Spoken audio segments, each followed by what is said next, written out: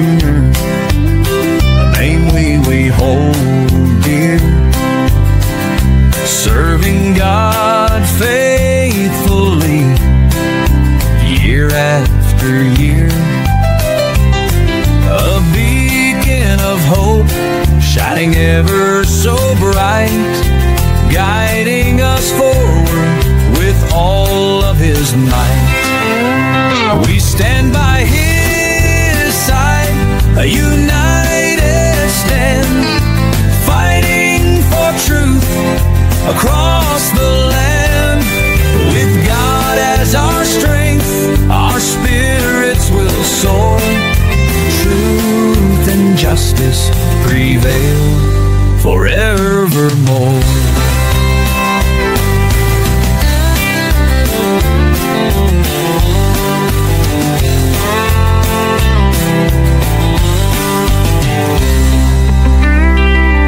We stand by His side, a united stand, fighting for truth across the land. With God as our strength, our spirits will soar. Truth and justice prevail forevermore. We stand by His side, a united stand, fighting for truth across the land. With God as our strength, our spirits will soar. Truth and justice prevail forevermore. We stand by His side, a united stand, fighting for truth across the land. With God as our strength, our spirits will soar. Truth and justice prevail forevermore. Forevermore.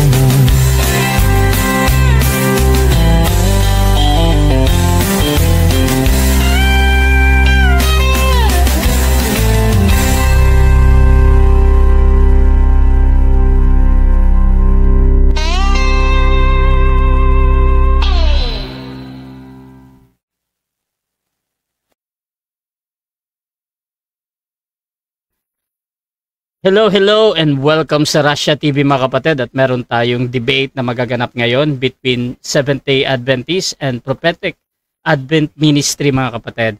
Ang topic nila ngayon ay patutunayan ng ating affirmative na Diyos ang orihinal na kalagayan ng Panginoong Hesus bago siya magkatawang tao.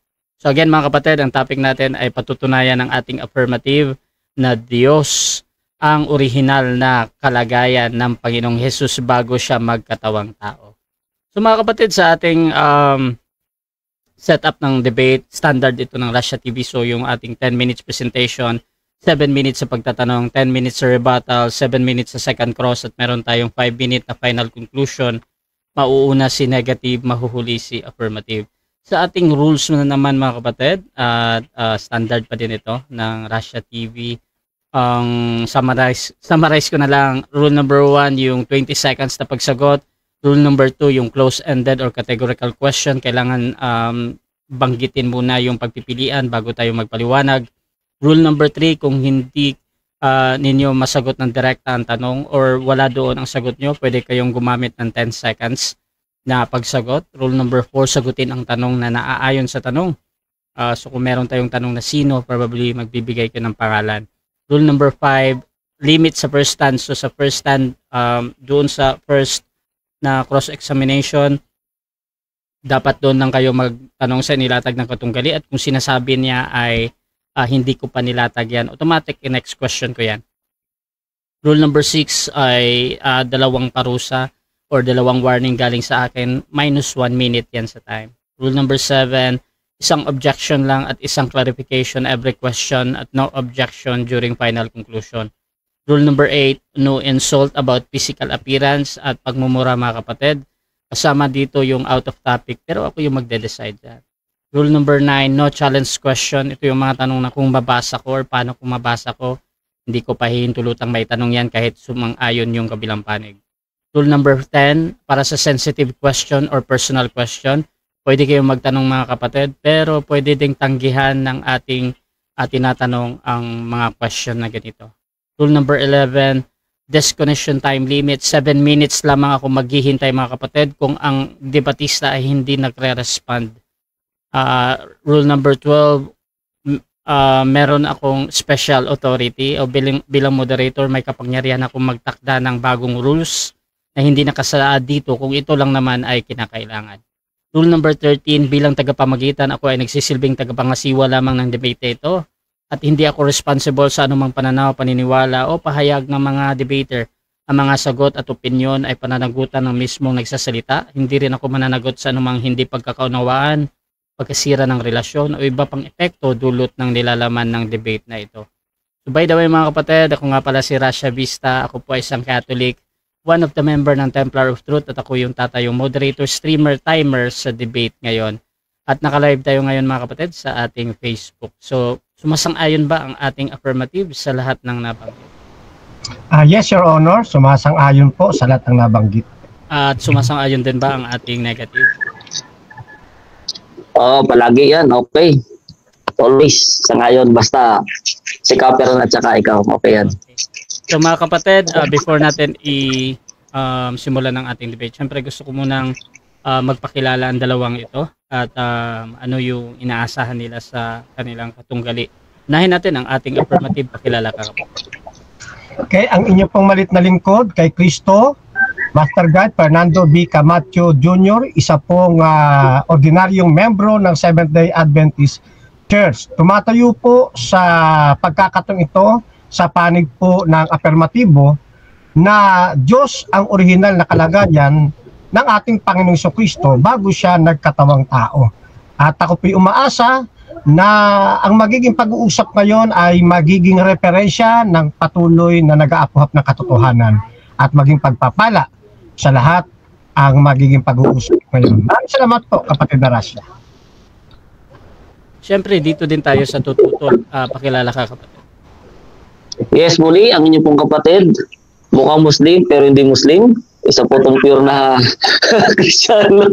Mukhang maganda yung intro na yun.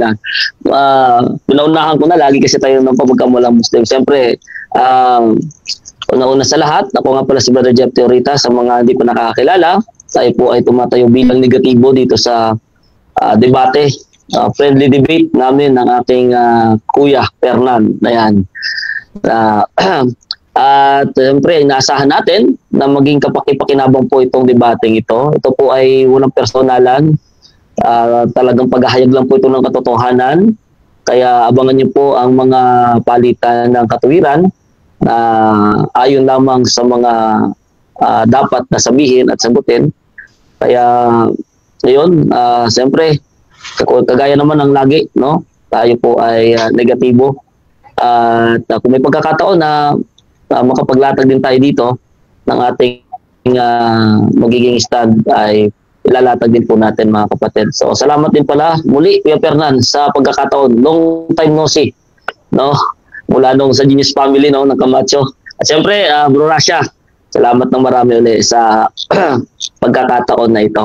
At sa lahat ng mga nanonood, manood lang po kayo, mag-comment at makinabang sa magandang talakayan ito. God bless. Good night sa inyo lahat. Good evening pa lang pala.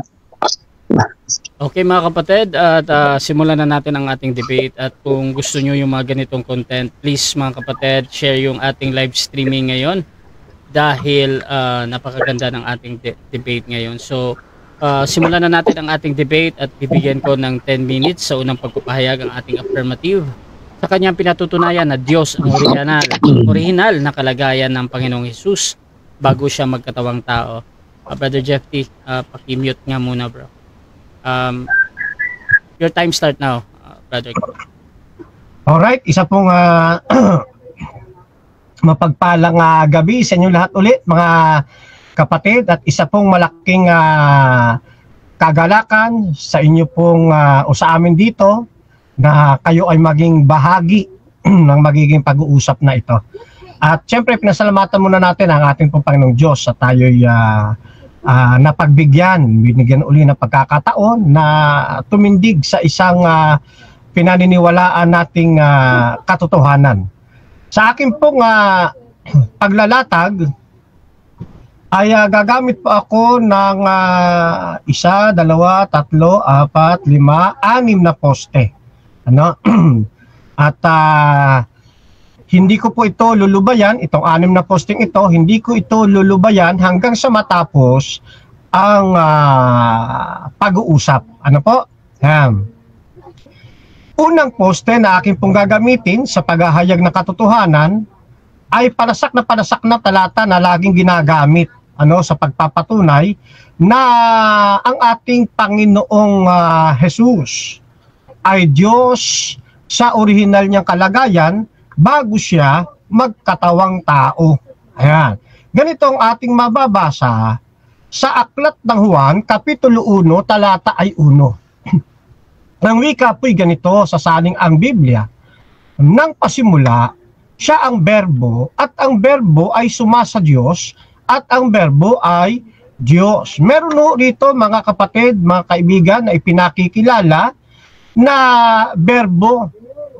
Ayon kay Apostol Juan, nang pasimulaan niya, mayroong ditong tinatawag na berbo. May pinakikilala siyang berbo. At ito daw di umanong berbo ayon kay Juan ay sumasa Diyos. Sa makatwid, ang berbo na tinutukoy dito ay iba doon sa tinutukoy sa unang bahagi ng letrang Diyos. No? Iba po yung berbo doon sa unang pagkakabanggit ng salitang Diyos. Kasi ang berbo ay sumasa Diyos. Mayroon pong magkaibang persona na binabanggit sa talatang ito. Naniniwala po ang Seventh-day Adventist na yung Diyos, doon sa unang bahagi ng terminong Diyos, yan po'y ang Ama. At ang berbo ay sumasa Ama sa makatwid. At ito, anyang berbong ito, na sumas sa Diyos, ang wika sa kasunod na talata, ang berbo ay Diyos. So mapapansin ho ninyo, samantalang ang berbo ay sumas sa Diyos, ito namang berbo ay Diyos. Kaya mayroong dalawang persona sa iisang kalikasan na ka-Diyos. Ano po? Yan. Mapapansin natin ang wika ng pasimula sa pagkakataong ito, hindi pa nagkakatawang tao ang ating Panginoong Jesucristo. Buo ang ating paniniwala na yung berbo na tinutukoy po dito ay hindi lang basta katagang lumalabas sa bibig, kundi ito'y isang persona mismo ng na berbo na iba sa persona ng kanyang sumasa Diyos na unang pagkabanggit. Iisa kalikasan, ano kalikasan? Diyos. Mayroong dalawang magkaibang persona. Iba ang Diyos Ama, iba rin ang ating Panginoong Jesucristo bilang berbo. Siya kasi tinutukoy na berbo rito. Pangalawa, sa Kapitulo 1, talatang 2 naman ng Juan. Bro, Camacho. Ay, yes.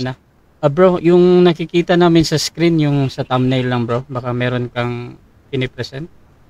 Ay, oo nga, ganun ba? Paki-stop mo na yung ayos ko lang. Sige. Ganun, hindi na Yung thumbnail lang. Yung Oo, kasi ko to presentation. Dali po ko lang Ano yata, hindi.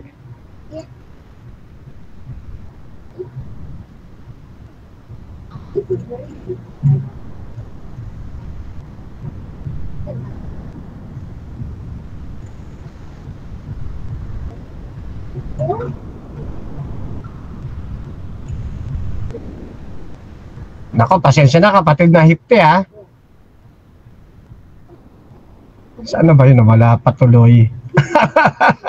Okay lang, okay lang. Ito kaya yun? Ayun! Yun. Okay, thank you brother, kasi nag-ano nga ako. Proceed, bro. Okay. So, ito ho yung unang poste ko na binabanggit, yung 111, na hindi nakita sa screen. Pangalawang poste, ito na may mababasa natin sa talata naman na 2. Ito rin ang pasimulay suma sa Diyos.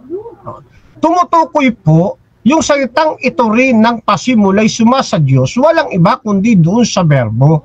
Kaya, yung pagkakabanggit ng kaibahang persona ng berbo sa Diyos Ama, pinagtitibay lalo sa Kapitulo 2. No? Maliwanag po yan mga kapatid, ha? Sa tagpong ito, ang ating Panginoon hindi pa nagkakatawang tao. Tandaan ho ninyo. Ipinapakilala pa lang, binabaybay pa lang ni Apostol Juan na meron pong berbo na suma sa Ama at ang berbo na suma sa Ama ay Diyos. Na ang wika, na ang berbong ito, sa talatang ito, hindi ito isang ordinaryong divine person lang na katulad lang ng mga anghel o katulad lang ng mga tao na naglilingkod sa ating Panginoon. Hindi ho, kundi ito'y tumutukoy sa isang talagang tunay na Diyos. Ano po? Ngayon, sa ikatlong bahagi o ikatlong poste na aking gagamitin, sa talatang 3 naman. Ang wika, ang lahat ng mga bagay ay ginawa sa pamamagitan niya at alinman sa lahat ng ginawa ay hindi ginawa kung wala siya. Ayan. Dito naman ay makikita natin sapagkat ang kalikasan ng berbo ay Diyos, tinawag naman siya rito o ipinakilala na siya naman ay manlilikha. Doon sa terminong ang lahat ng mga bagay ginawa sa pamamagitan niya, tumutukoy yan sa pagiging manlilikha ng ating Panginoon. Ang Ama, manlilikha. Ang Anak, manlilikha rin. Papaano lumikha ang Ama? Lumikha siya sa pamamagitan ni Kristo. Kung wala si Kristo, hindi magagawa ang lahat ayon sa talata kung ito. Ibig sabihin, kumbaga dito sa atin, palalambutin natin salita, ang instrumento na ginamit ng Ama sa paglikha, walang iba kundi ang ating Panginoong Kristo. Kaya, ang wika, ang lahat ng mga bagay ginawa sa pamamagitan niya. Ayun. Sa pagpapalambot lang ng kataga, mga kapatid, kaya ko ginagamit yung salitang instrumentong ating Panginoon. Ano? Yan. Ngayon, sa ika-4 na poste na akin pong itatayo, ang 1, 1 at Gs. Siya'y nasa sanglibutan at ang sanlibutan ginawa sa pamamagitan niya at hindi siya nakilala ng sanlibutan. So ito pong pang-4 ko namang posting ito, nagpapakilala sa atin ng ating Panginoon ay napunta na rito sa sanlibutan, dito sa ating daigdig. Patuloy na sinasabi ni Apostol Juan sa kanyang ulat na itong sanlibutang ito, ginawa ito sa pamamagitan niya, sa pag-aaral ng Biblia, merong isang natatanging persona na binabanggit si Juan dito, na kinakatigan ng salitang berbo.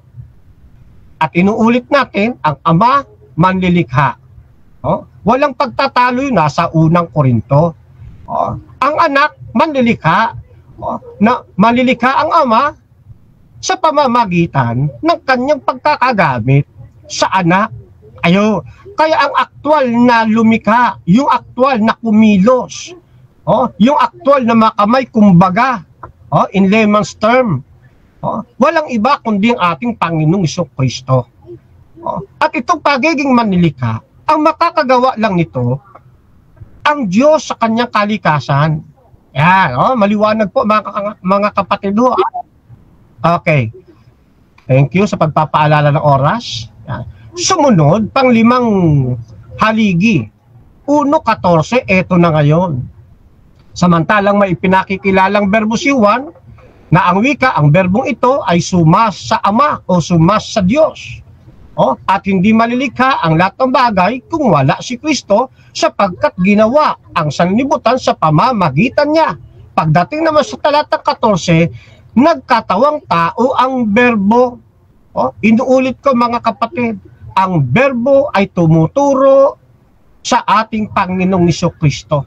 Siya ang pinagtutungkulan ng salitang berbo. Na itong berbo sa ayon sa 1:11 ay Diyos. At ang berbo na ito na Diyos, nagkatawang tao ayon sa 1:14. Tumahan sa gitna natin at nakita namin ang wika, ang kanyang kalwalhatiang gaya ng sa bugtong ng Ama. Kaya talaga iba-iba yung berbo doon sa Ama. Hindi po pwede na yung berbo yan din ng Ama. Tandaan ninyo yung magsasabing ang berbo yan din ng Ama o yung berbo tumutukoy sa Ama, malihong doktrina yun mga kapatid, wala sa Biblia noon. Yung berbo iba doon sa Ama. Ay, salamat po. Okay, so dyan nagtatapos mga kapatid ang ating first presentation ng ating affirmative. So dako tayo sa unang pagtatanong ng ating negative sa affirmative. Brother Jeff T. ng Prophetic Advent Ministry. Your time start now. Okay, so salamat kay Pedro sa presentation. Talagang maganda itong presentation mo kasi inisa-isa mo yung chapter 1 ng John, Okay, so dito sa iyong hanay, medyo naagaw pa na siya sa akin yung pagiging creator, So, pinakita mo dito na ang verbo ay talagang siya ay creator. So, ang aking clarificatory question dito kay Fernan, ito bang salitang ito na creator, ito din ba yung salita na nasa Genesis 1 verse 3? Hindi ko pa binanggit yung referensya ng Genesis 1:3. Next question. Okay, salamat. Nabanggit mo din kanina doon sa John 1:1 na ang berbo ay sumasa Diyos at yung Diyos dito na kumbaga para kasama ng berbo ay ang Ama. At pangalawa, binanggit mo dito nga na yung verbo ay Diyos, ito ay dalawang persona sa isang kalikasang Diyos. Tama ba yung aking narinig? Opo, tama po yung inyong narinig na sa kalikasan bilang Diyos, mayroong dalawang persona ay pinakikilala si Juan. Ang ating Panginoon na siyang tinutukoy na berbo at yung kanyang sinasa.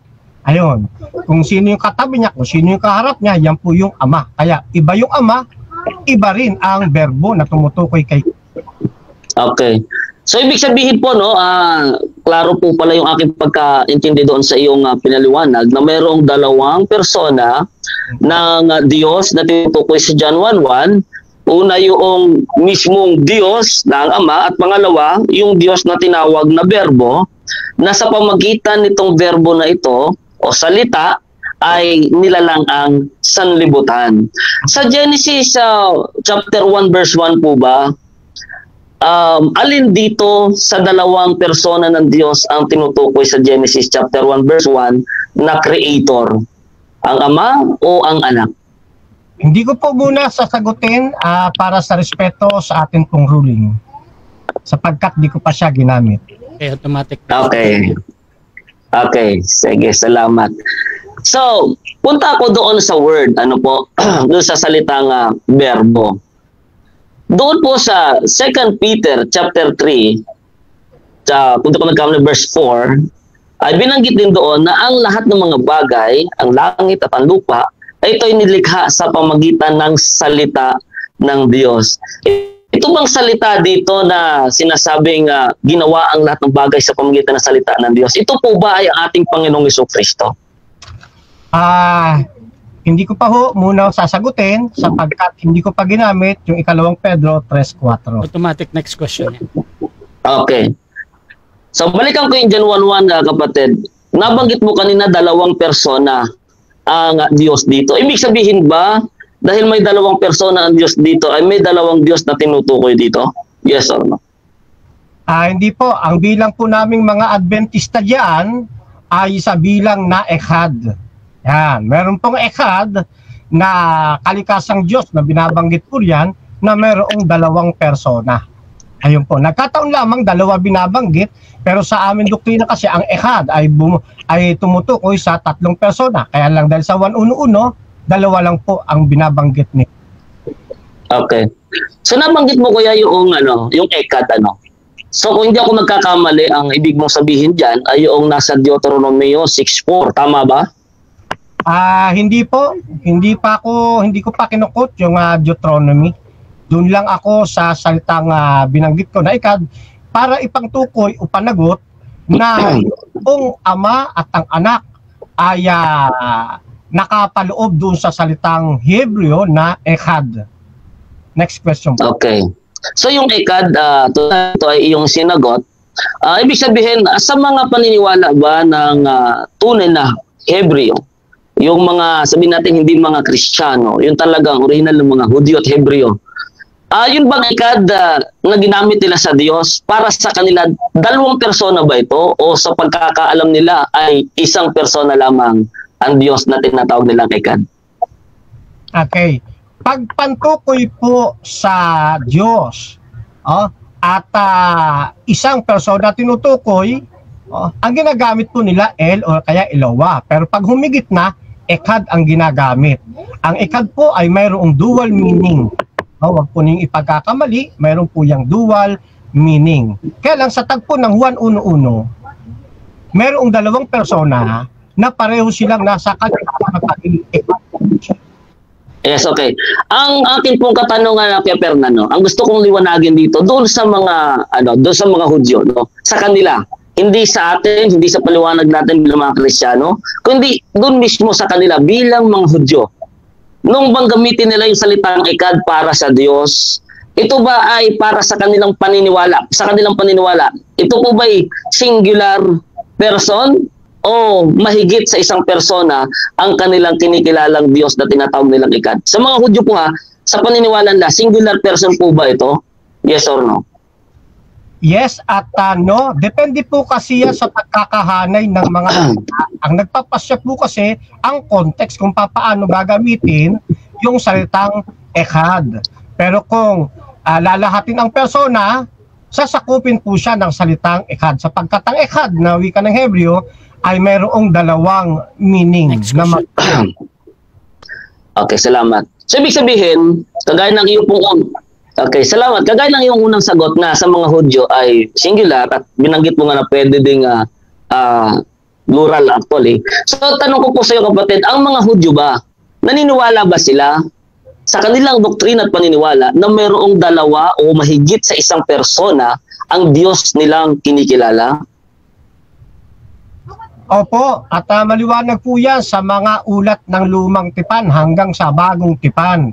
Kaya yung paniniwala sa mga Hudyo na ipinagkatiwalaan ng mga aral ng buhay ng ating Panginoon. Ayun. Kaya dito sa 1:1 maliwanag po na meron dalawang 7 minutes.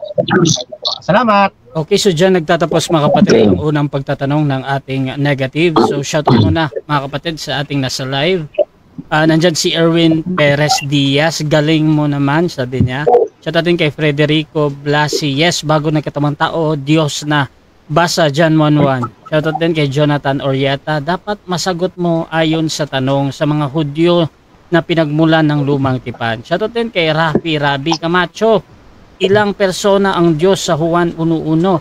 Shoutout din kay Reggie de la Cruz, ang personang tumutukoy sa tao, ang Diyos ay Espiritu, kaya huwag ninyong gawing tao ang Diyos. Shoutout din kay Rabi, walang silbi si Camacho, hindi marunong sumagot ng tanong. Nicolas Erilios, at shoutout din kay Pastor Jeramil Amlon ng Gold, scripted na yung argument ni Jeff T. Pareho lang yan sa ANC. Shoutout din mga kapatid kay John Christian Pipito, Brad Jeff T, kaya mo yan sa tulong ng Panginoong Diyos. At shoutout din mga kapatid kay Jim Well. Kuya, sumasabak pa ba si Tatay Jumong sa debate? Ayan. Shoutout din kay Fernan Abalos, Bible Study, Al Ascura, John 1 verse 2. Kasama na siya ng Diyos sa pasimula. At Jeffrey Opong, God bless both of you, debater. At Pastor Iggy Boy, Kila, tapusin ang Muslim kamatyo. Hehehe. So mga kapatid, dako tayo sa ating 10 minutes na negative presentation, Brother Jeff T. Your time start now, bro. Okay. So maraming salamat as I expected, kagaya nga ng binanggit ni Kuya Fernan, na itong talata po ng John 1:1 ay talagang baldado ito pagdating sa pagka-Diyos ni Kristo ang pinag-uusapan, bugbog, ika nga. Wait lang Nakop ba ako? Ayan. Okay. So, siguro pag ma-off yung cam ko kasi nandito yung Bible na gagamitin ko sa cellphone ko din kaya na-off yung cam. Okay lang? Okay. Sige, tuloy natin. So, yan mga kapatid, kagaya ng mga tanong natin kay Fernan, siyempre, ginagalang niya yung rules, kaya hindi niya po ito sinagot yung ating mga katanungan. Doon tayo sa mga punto na kanya pong sinagot sa atin, yung tungkol sa ECAD. So, sumangayon po si Brother Fernan na sa mga Hudyo, talagang ang kanilang paniniwala actually, ay there is only one person of God. Yan naman po ay alam nating lahat. At kahit sa mga previous na mga naging debate ko sa mga Adventist, sa ilan nilang mga tagapagturo, ay inaamin naman talaga na pag sa mga Hudyo noon ay talagang singular lang ang pagkilala sa Diyos. Okay, ganun pa man, talaga pong totoo na sa mga Hudyo ay singular ang Diyos. Ngayon, gusto kong puntahan bilang negatibo, ito pong John chapter 1 na ginamit din po ni Kuya Fernan. Dito po sa Tyndale translation, napakaganda po nung hanay kasi ang pinakita dito ni Kuya Fernan na merong dalawang persona ng Diyos doon sa Juan 1:1 at pagkatapos pagdating po sa verse 2 ay kanyang pinagtibay na sumasa Diyos, nung bago magkatawang tao o hindi pa nagkakatawang tao ang salita, ika nga niya, ay ito po ay sumasa Diyos, ibig sabihin kasama na ng Diyos. So dito maliwanag na dito sa verse 2 merong Diyos. Meron talagang Diyos. Pagdating sa verse 3, ang lahat ng mga bagay ay ginawa niya. Ngayon, tingnan natin dito sa Tyndale translation mga kapatid. Ano ba ang ginamit dito sa tungkol sa word? Okay, basahin natin In the beginning was the Word, and the Word was with God, and the Word was God. Okay. Papost lang bro Rasha, i-share screen ko na lang to para mas klaro. Papost lang ng konti Okay. Share screen ko lang yung aking Bible. Okay na. Ayan. Sabi rito, in the beginning was the Word, and the Word was with God, and the Word was God. The same was in the beginning with God. Pagdating po sa verse 3, klaro ito sa verse 3, ang nilagay po dito, all things were made by it. Hindi po ginamit dito yung him, Ito po ay sa Tyndale translation. Ibig sabihin, mas una po itong salin kaysa sa King James at sa iba pang salin. Ngayon, ang ginamit dito, all things were made by it. Kaya tinatanong po natin kanina kay Kuya Fernan, yung tungkol doon sa salita sa Genesis chapter 1 verse 3, kung ito ba ay ang Panginoon Kristo, nang sabi niya hindi pa niya nagagamit yung talata na yon, at gayon din yung 2 Peter, na sa pamagitan ng salita ng Diyos ay nilalang ang sanlibutan. Ganon din sa Psalms, meron din po actually niyan. Ngayon, ang ginamit po dito, all things were made by it. Hindi po tayo magkakaroon ng problema na ang creation ay ginawa sa pamagitan ng salita. Ang ating po tinututulan dito na yung salita ay pangalawang persona. Ilagay natin na sa ngayon sa terminong ginamit ni Kuya Fernan, ito po ay dalawang persona. So ang Ama, siyempre unang persona, pangalawang persona ng Diyos ay ang Anak. Ngayon, dito sa verse 3, ang ginamit, all things were made by it. So, hindi po itong persona tumutukoy sa pamagitan o sa isang persona na bukod sa Diyos.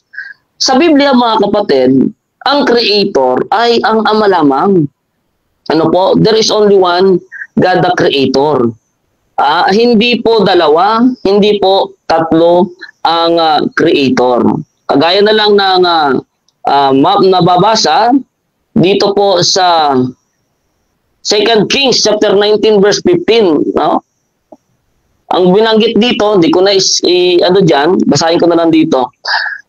2 Kings chapter 19 verse 15, sabi, at si Ezekias ay dumalangin sa harap ng Panginoon at nagsabi, O Panginoon na Diyos ng Israel na nauupo sa mga kerubin, ikaw ang Diyos, ikaw lamang. Sa lahat ng kaharian sa lupa, ikaw ang lumikha ng langit at lupa. So, ibig sabihin, ito po ay direktang salungat doon sa interpretasyon po na binigay ni Brother Fernan na mayroong creator na ginamit, kumbaga mayroong ginamit ka dito, instrumento, no? Si Jesus Christ daw po, yung instrumento ng Diyos na Ama para sa creator, which is sa Old Testament ay hindi po yun sinasang-ayunan. Ano po? Hindi po sumasang-ayon ang lumang tipan sa ganoon. Balik tayo dito sa John 1:1. Gusto ko po kasing bigyan pansin yung 8. So, ibig sabihin, gamit yung 2 Kings 19 verse 15, maliwanag na ang creator isa lang. Ano po? Yung nag-create ng earth and sky. Ibig sabihin lahat ng mga bagay, lumikha ng langit at ng lupa, ayun yung Diyos ng Israel.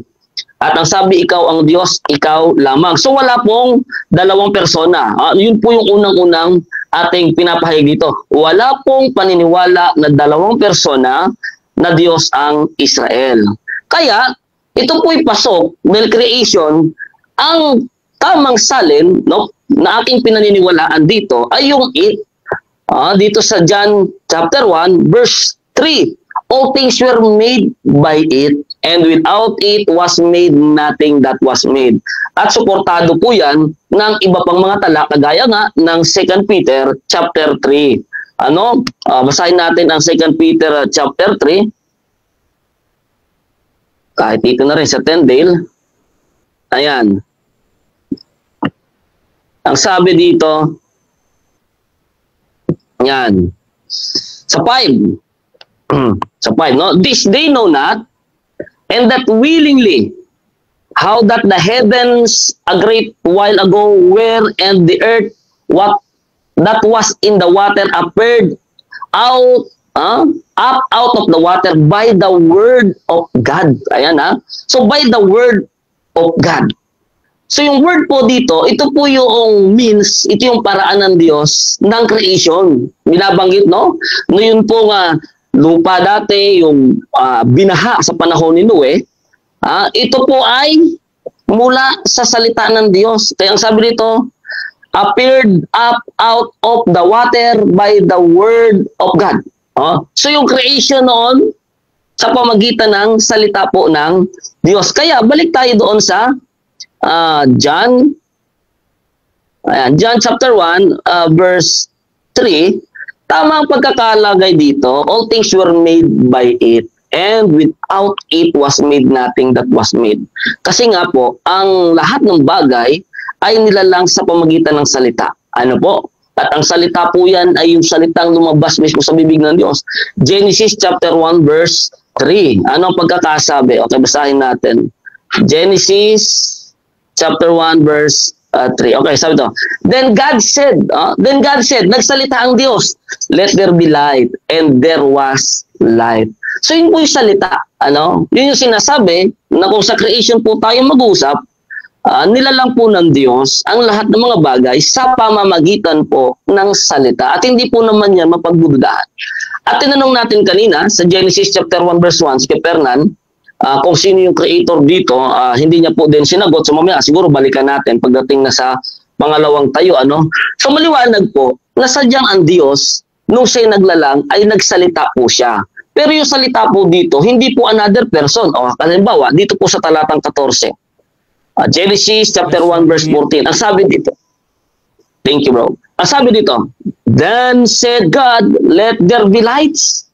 So, nagsalita po muli ang Diyos. No? Nagsalita siya. Magkaroon ng liwanag.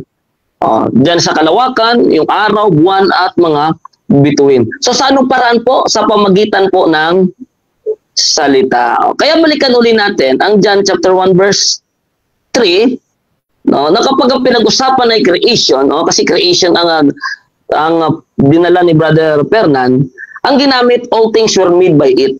At tama po, na ang it dito ay hindi another person of God, kung hindi ito po'y salita ng Diyos mismo na lumabas sa kanyang bibig. Sang-ayon mismo sa 2 Pedro 3 verse 5 at sa Genesis chapter 1 verse 3 at 14. Ano po? So yan po, kalaro yan. At meron pa din po sa Psalms na ang lahat ng bagay ay nilalang sa pamagitan po ng salita ng Diyos. Ngayon, pagdating sa verse 4, mabanggit dito, sabi dito, in it was life and the life was the light of men. In it, no, ang ginamit po ay it. No? Kasi dun po sa salita, supported po yan ng John 6:63. The words that I... Okay, salamat ng marami. Okay, so dyan nagtatapos mga kapatid ang unang pahayag ng ating negative at dako tayo sa unang pagtatanong ng ating affirmative. Fernando Camacho ng SDA, 7 minutes. Your time start. Okay, so ang una ko pong tanong, kapatid na Hipte, dito muna ako sa verbo. Kasi pareho natin ginamit yung John 1:1, no? Kanino tumutukoy yung terminong verbo? Okay, 10 seconds po. Hindi po kasi ako uma-agree, kapatid, doon sa kanino, doon sa verbo. Kasi nga ang akin pong pinahayag na ang verbo po, ito po'y salita ng Diyos. Hindi po ito another person. Next question po. Okay. So next question po, nang sabihin dito, ang verbo ay suma sa Diyos. Ano po sa tekstong Grego yung suma sa Diyos? Okay. Hindi ko po ginamit yung tekstong Grego. Ang ginamit ko po dito ay yung Tyndale version, na hindi naman nalalayo doon sa King James, na ang ginamit ay suma sa Diyos sa Tagalog, with God po sa English. Yun po, kapatid, ang aking sagot. Next question. Okay. Tinututulan mo ba na yung salitang suma sa Diyos ay nasa Greek text na prostonteon? Tutol ka po ba roon o sang-ayon? Okay, sang-ayon po ako. No? Hindi ibig sabihin, kapatid, na dahil nandoon ang ganoong pagkakasalita ay nangangahulugan na ito ay tumutukoy sa ating Panginoong Jesucristo. Tandaan natin, ito po ay subject for interpretation pa rin. Kaya nga may iba't ibang salin ng translation na ginamit dito, dahilan nga sa subject for interpretation pa rin po yan.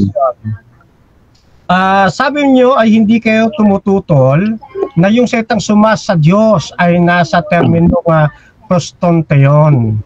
Alam niyo po ba na ang prostonteon o yung salitang pros sa Greek na itinanong ko po sa inyo ay kumakahulugan ng nasa tabi o kaya'y nasa harapan? Sinasang-ayunan niyo rin po ba yung kahulugan na yon? Yes or no? Yes, kung sa kahulugan ng salita, kapatid, po. Yun nga, kagaya ng sinasabi ko, hindi po nangahulugan na ganun ang binanggit na salita ay wala ng interpretasyon. Kagaya lang po yan ng sabi ng Panginoon Jesucristo kay Pedro na lumagay ka sa likod ko, Satanas. Kung sa ating termino at lingwahe din yun, direkta yun. Pero alam natin na hindi po sa lahat ng pagkakataon na kahit man Greek man yan, ay wala ng interpretation. Subject for interpretation pa rin po yan. Next question. Sa makatwid, kapag sinabing prostonteon, ayon sa mga Bible scholar, ito ay nasa harapan ng Diyos o di kaya nasa tabi ng Diyos. Maliban sa dalawang ito, mayroon ka bang dala na pakahulugan ng ibang mga Bible scholar or Bible theologian tungkol sa prostonteon? Meron po o wala? Wala, kapatid. Una-una, ba't wala? Kalimitan kasi sa mga scholar na nagpaliwanag dyan ay hindi naman po talagang tunay na Hudyo. Pangalawa, may mga ideya po sila ng Trinitarian or deity of Christ. Kaya ako po ay hindi nag-base sa mga scholar, bagkos sa batayan mismo ng doktrina at paniniwala ng mga Israel na meron lang silang isang Diyos at subject for interpretation po ang word dyan. Okay, next question po. Yung salitang ang berbo ay Diyos. Dito lumilitaw na maliwanag na Diyos ang berbo. Ano po ito sa tekstong Grego? Kasi ginamit natin yung John 1:1 bagamat tindil ang inyo pong ginamit. Ano po ito sa tekstong Grego? Again, 10 seconds, hindi ko po ginamit ang tekstong Grego dito, Kapernan. Kung hindi mismo doon sa naiintindihan nating lingwahe, klaro naman ang binanggit doon, the word was God at ang verbo ay Diyos. Siguro naman tama ang pagkakasali niyan. Next question. Mahalaga bang pag-aralan ang Greek manuscript? Yes or no? Depende, 10 seconds. Depende po yan sa kagustuhan. Ako, personal, pinag-aaralan ko. Pero nakita kong hindi naman po siya makakatulong sa pag-interpreta dito sa John 1:1. Next question po. Okay. Kung hindi makakatulong ang Greek text sa pag-aaral ng John 1:1, paano tayo magkakaroon ng mga translation ng John 1:1 kung hindi mahalaga ang Greek text ng John 1:1? Okay. Maliwanag naman, madaming translation. Ano po? So yung mga translation na yan po ang ginagamit ko para ito ay ipaghambing-hambing. So ibig sabihin, sila na yung una na-translate, hindi ko na po dinagdagan yung sakit ng ulo ko. Bagamat pinag-aaralan ko yon at ikinukumpara ko, may mga tamang salin naman po. May mga tamang salin pa rin naman. Kaya nga, dito pa rin sa ating lingwahe na naiintindihan, mauunawaan pa rin po natin kung ano yung tunay na kahulugan ng talata. Next question. Okay, next question. Sabi mo kasi hindi mahalaga ang Greek text ng John 1:1.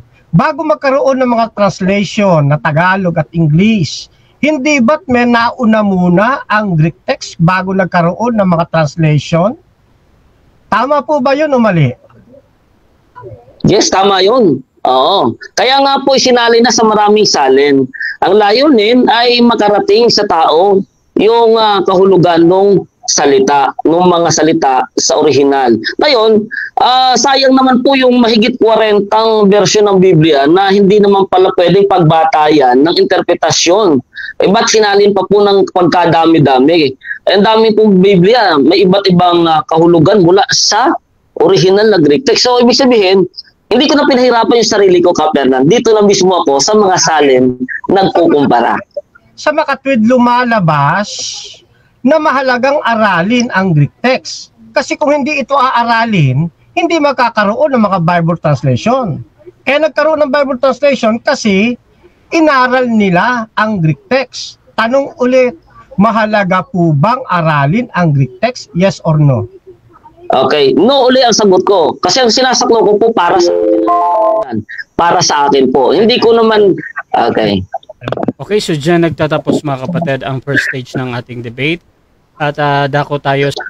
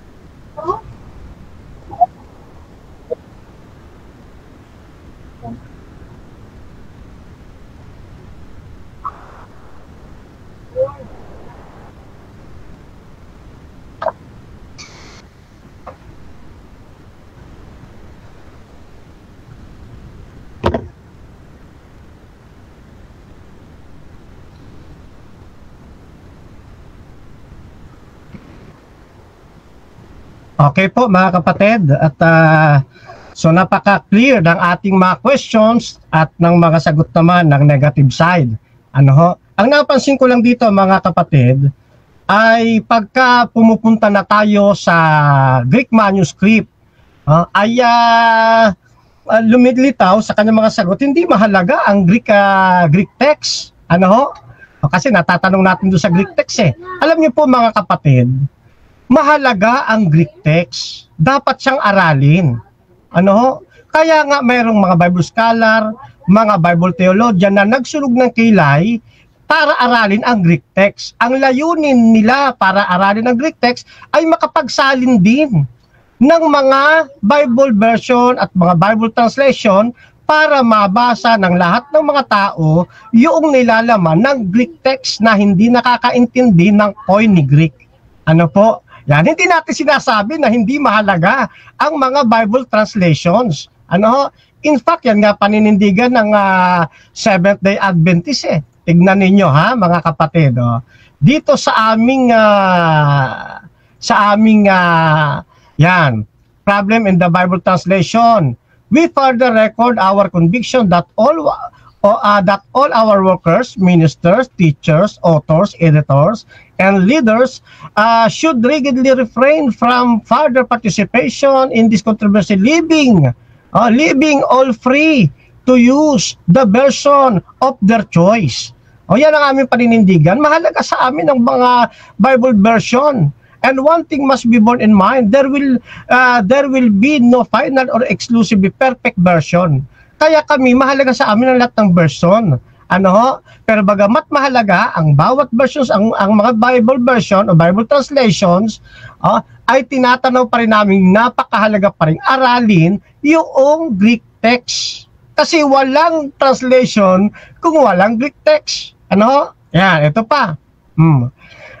The historic position of Seventh-day Adventist Church has been to recognize value and the various translations and to leave its member free to use the version of their choice. Yan. Kaya mahalaga po sa amin yung mga Bible versions. Ngayon, kaya lang natin natatanong yung pong Greek text kasi nandoon po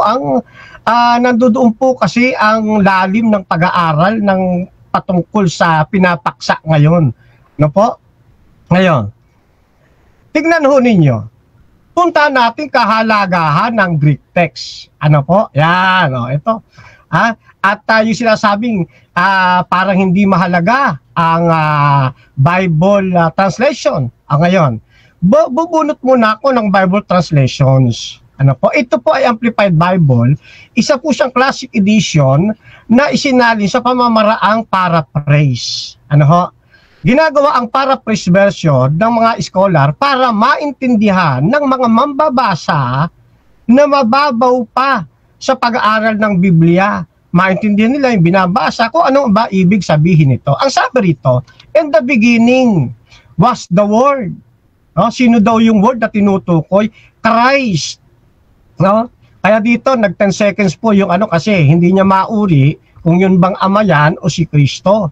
Gustong palabasin lang diyan nila na ito yung salitang lumalabas sa bibig, parang animra lang, parang ganon, So, word, si Kristo po yan And the word was with God. Sumasa Diyos. And the word was God Himself. So, maliwanag po, mga kapatid Kaya sabi ko nga mahalaga ang Bible translation. Tagalogin natin. Sa pasimula, ay naroon na ang salita. Sino salita? Si Kristo. At ang salita ay kasama ng Diyos. Yung was with God, ibig sabihin niya kasama ng Diyos. Yan po yung prostonteon. na sinasang-ayunan naman ng ating pong negative side. Kaya lang, sa bandang dulo may paglilihis. Kasi nga, tinatakbuhan po yung tekstong Griego. Ano po? Ngayon, eto pa. Ano ho? Ito pa yung isa, huhugot pa tayo. Ano? Yan. Dito naman sa etong isa naman. Yan. Mahalaga rin to, Common English sa Bible. And the word was God. Yan po, marami po yan mga kapatid. Kung isa-isahin ko. Bakit ko yung isa-isa? Kasi ano yan, mahalaga sa amin ang Bible versions. Ano po? Ayan napakarami po niyan mga kapatid. I think nakikita nyo sa screen. At dito sa New Life Version, the Word, sino ulit? Christ was in the beginning. The Word was with God. The Word was God. Yan. Kaya hindi po pwedeng sasabihin sa atin na hindi mahalaga mga Bible translation. Mahalaga sila. Ano ho? As long as now, hindi mo rin, hindi mo bibigyang, o hindi mo pahahalagahan yung mga, yung Greek text. Ano po? Ngayon. Tingnan pa ninyo ang isang ano na ito. Dito naman ako sa, yan, dito sa prostonteon. Yan, sa pros. Yan, ilapat natin sa screen. Yan. Ito ay mula sa isang Tagalog, Grego na dito po yan, no? Kay Kithaynga. Diksionaryong Grego-Pilipino ng Bagong Tipan. Yung pros, no? Ang ibig sabihin diyan, ano? Yan daw po ay palatandaan ng mabuting ugnayan, unang pagsasamahan. No?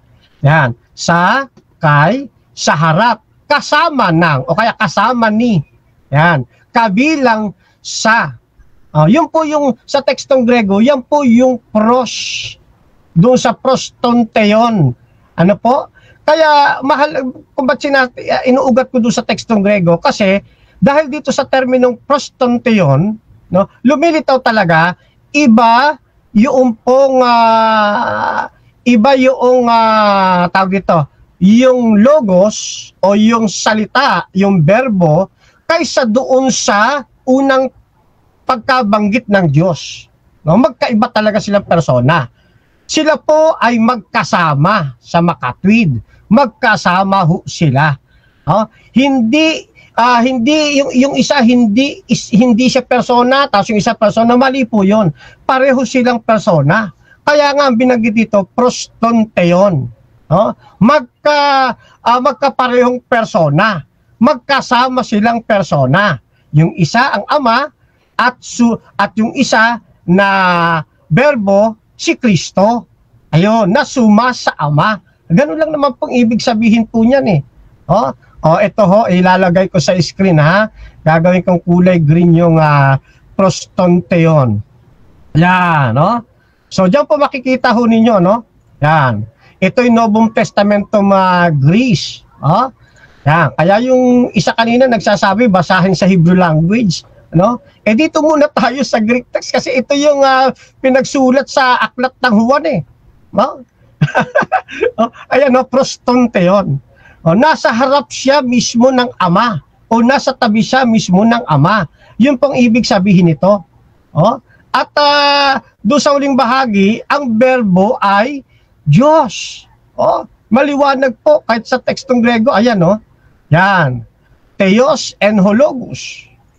Ano yung translation na mahalaga rito?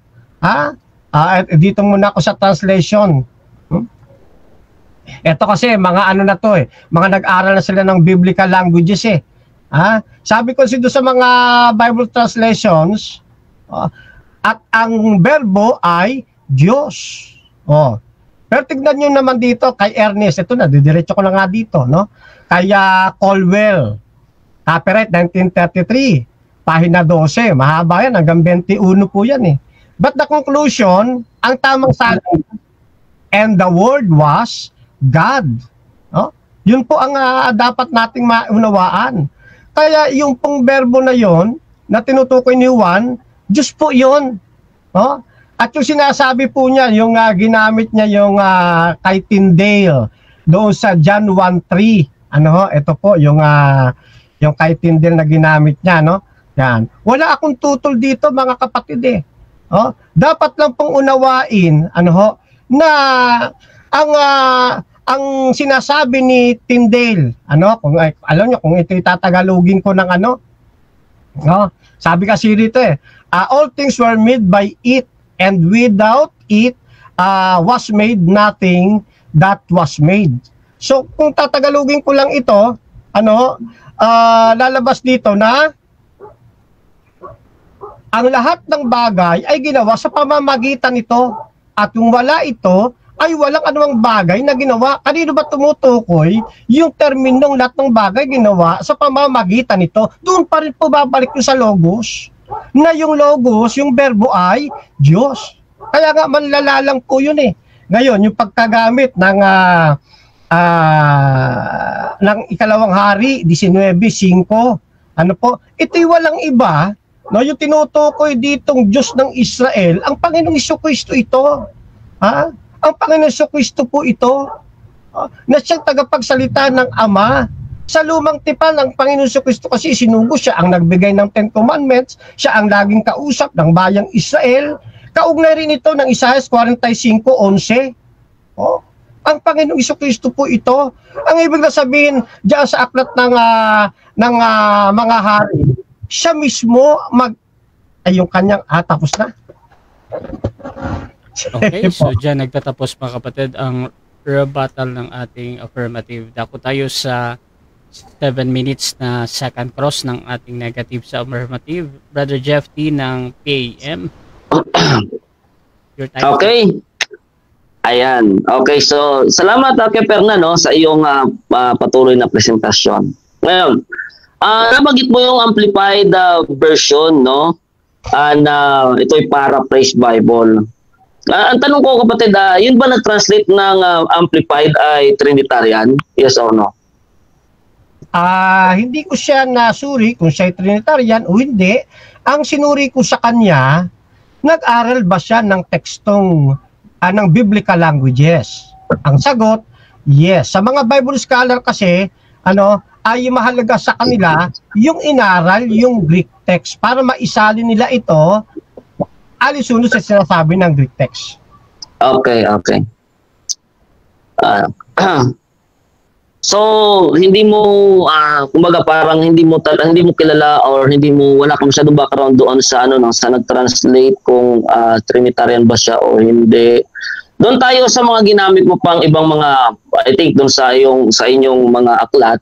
Sabi mo nga may mga translation din doon na lahat ng translation, actually, hindi naman tayo sumasalungat na lahat ng translation mahalaga, kagaya ng binanggit ko kanina. Kaya nagtanong ko, kapatid, ayun bang mga nag-translate dyan ng John 1:1 na binanggit mo ngayon sa rebuttal mo, na ini-insert yung si Jesus na siya yung word, ito ba mga taong ito ay naniniwalang si Kristo ay Diyos, yes or no? Yes, pero ang kanilang translation ay hindi nila isinasandig sa kanilang pananampalataya, kundi isinasandig nila ito batay sa learning na inabot nila doon sa biblical languages, para kahit sino ay pwedeng magamit ang kanilang mga salin kahit na anong salita. Okay. Ayan. So balik ako doon sa tema, no? Salamat din po sa mga information na yung ibinigay. Klaro naman na po yun para sa akin. So balikan ko yung tanong ko kanina. Doon tayo sa word. Idilin nyo kanina na ang sanlibutan or yung creation ay ginawa sa pamagitan ng word. Kaya nga yung word ay God kasi siya creator. So balik ko doon, kapatid, no? Dahil word ang pinag-uusapan natin dito. Yun bang nasa 2 Peter chapter 3 verse 5?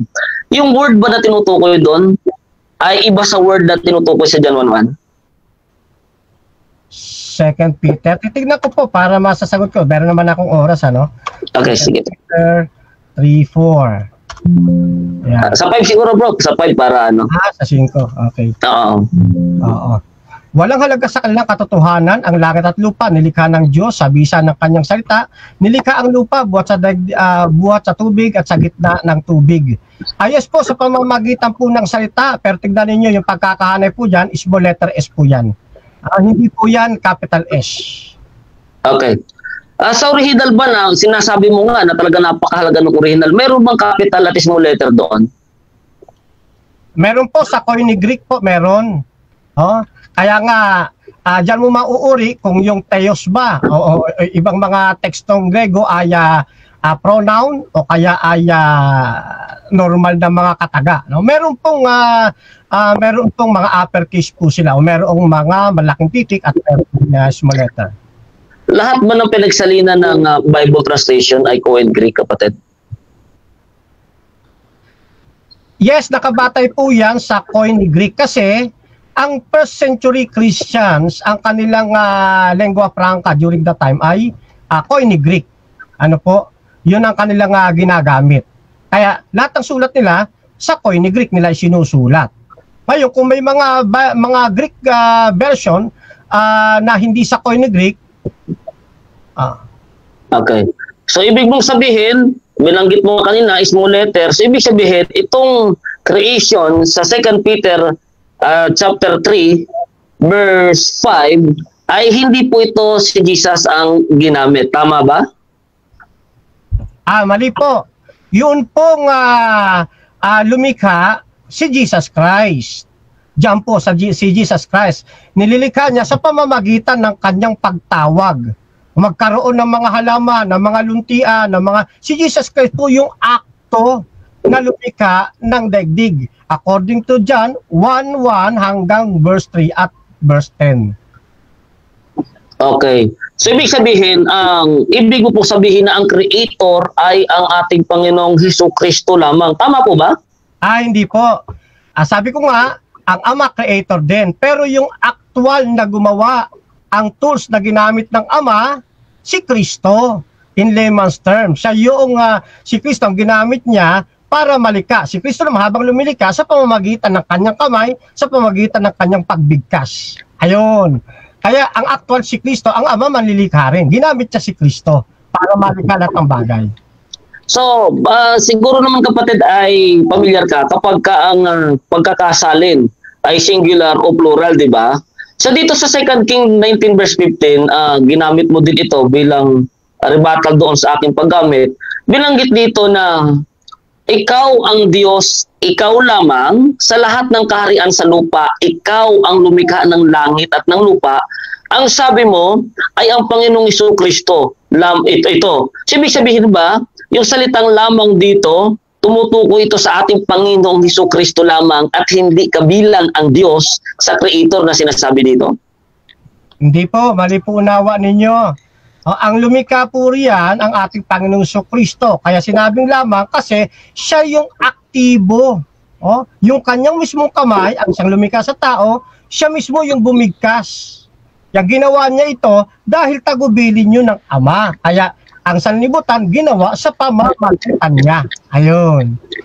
So ibig sabihin kapatid ay para sa iyo ay merong dalawang Diyos na creator. Tama ba? Dalawa ang creator na tinutukoy mo? Hindi po. Dalawang persona na creator na parehong nasa bilang na echad na Diyos.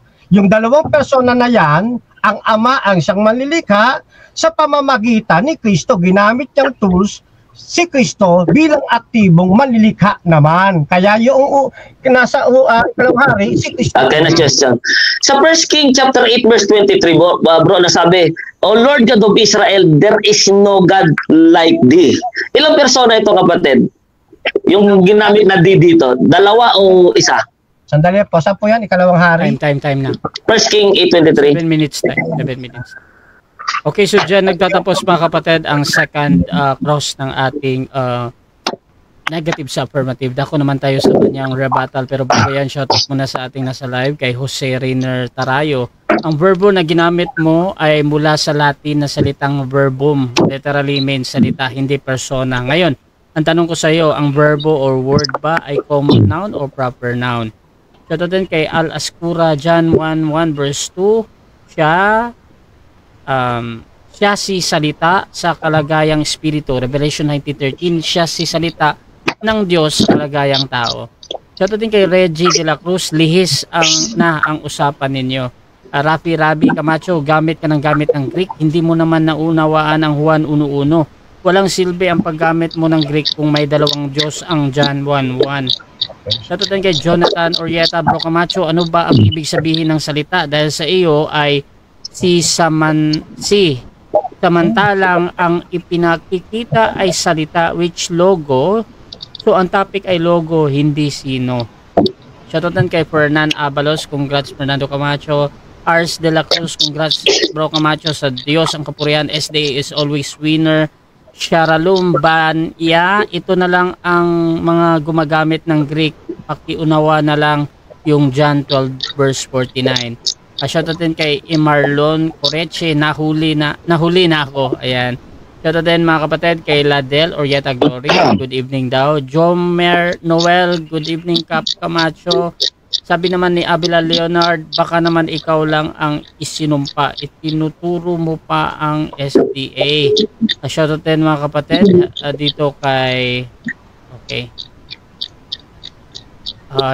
Sharalom MJ Noel SDA. So tuloy-tuloy tayo mga kapatid, dadako tayo sa ating rebuttal ng negative. Brother Jeff T ng PAM, your time start now. Okay. So yan mga kapatid, no, klaro din po yung ating mga katanungan patungkol po dito sa inihanay po. Actually, ang tema po dito ay patutunayan ng ating Panginoong Jesucristo ay Diyos bago magkatawang tao. Ano po, yun po talaga yung tema dito. So kaya lang, pero parang medyo hindi doon masyadong napasentro yung yung mga talakayan. Ngayon pa man, no, tinanong natin si kapatid na Fernan patungkol po dito sa unang ginamit niya yung amplified, no, sa version ng Biblia.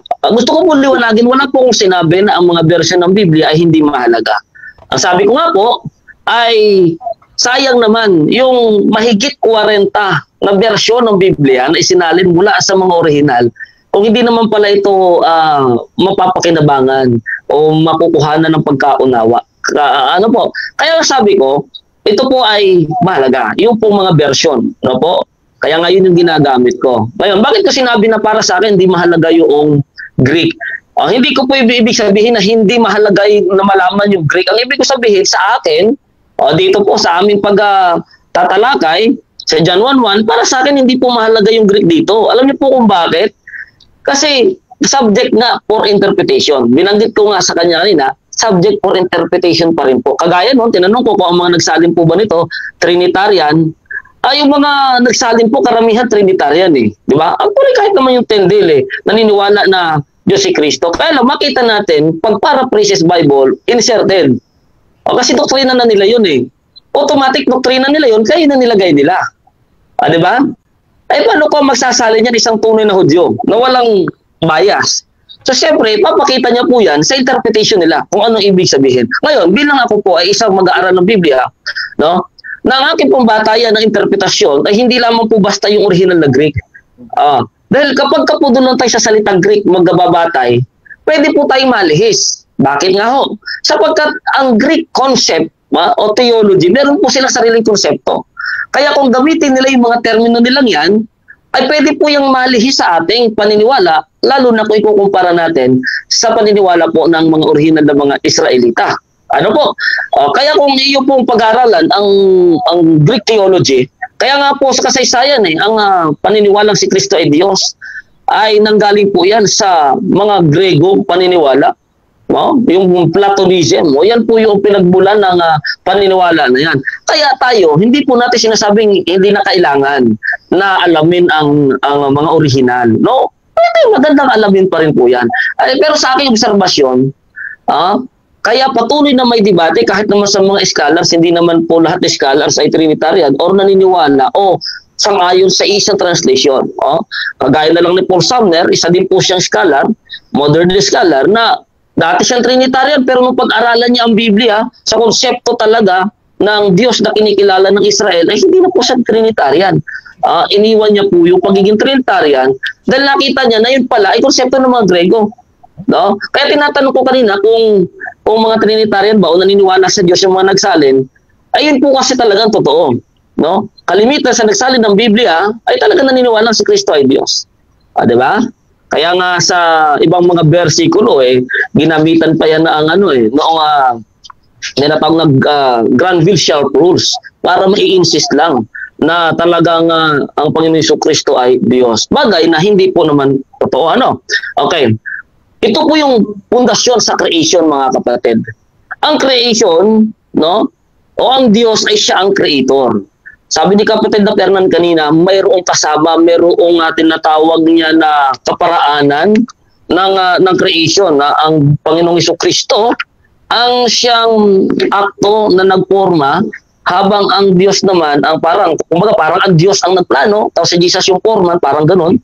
Bagay na hindi po yan sinasangayon na ng Biblia, lalo na po sa Lumang Tipan. No? Sa Lumang Tipan po, yung salitang ikad, sa paniniwalang mga Hudyo, sa Deuteronomy 6, chapter 6 verse 4, singular God po yan. Singular person po yan. Hindi po plural. Ang tangi po na nagpapaliwanag ng ikad ay plural, baga na ginamit sa Diyos ay plural in person, ay mga Kristiyano na Trinitarian.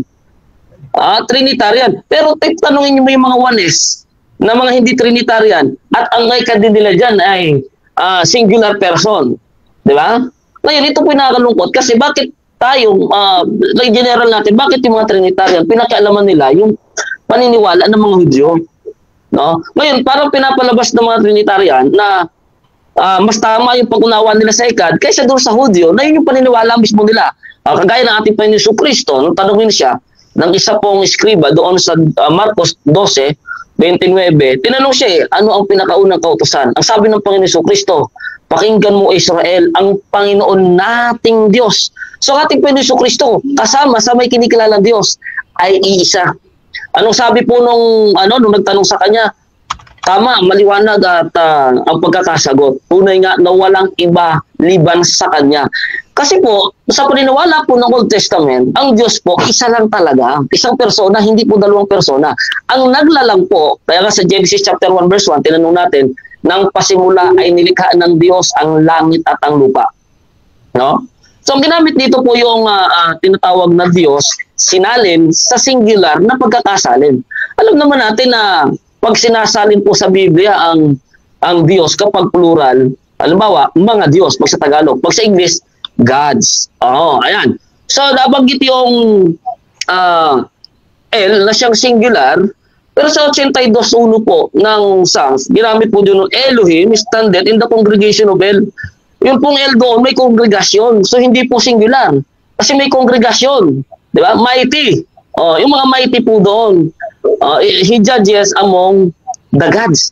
So meron sa 82:1 may dalawang salin. Ibig sabihin may dalawang pagkakagamit. Yung una, yung God is standeth, yung God doon singular.